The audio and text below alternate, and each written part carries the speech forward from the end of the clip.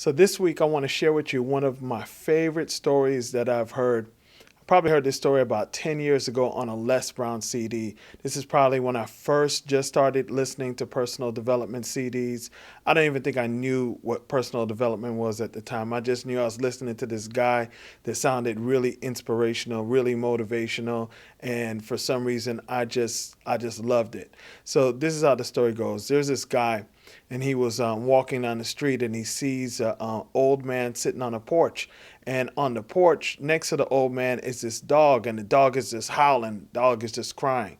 And he walks by on his way to work, and he notices the dog and the old man, but he doesn't say anything. Then on his way back home, the old man is still there sitting on the porch, and the dog is just howling. So he goes up to the old man and he says, "Why is the dog howling? Why is the dog crying? What's wrong with the dog?" And the old man says, "Because he's sitting on a nail." So then the young guy says to the old man, "Well, why doesn't he get off the nail?" And then the old man says, "Because it doesn't hurt bad enough for him to get off the nail." And that story, I've heard probably like hundreds, maybe thousands of stories throughout the years and whatnot. But that story just always stuck with me because it just sounds like most people, right? The pain just has to be really, really bad for people to get up and actually take action. I did a video today on Instagram and I talked about sometimes we just need to crash and burn. And I know a lot of people probably seen that video and it's like, what does he mean by we just need to crash and burn? But a lot of times that's what really needs to happen until we crash, right? Until something bad happens in our life, then we're not going to change.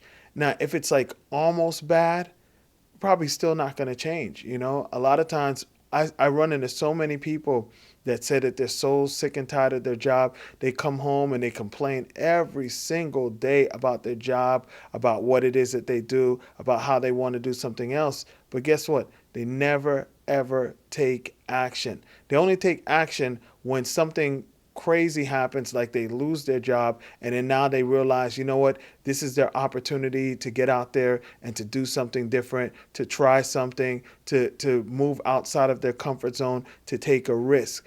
But unless you're faced in that position, most people won't take a risk.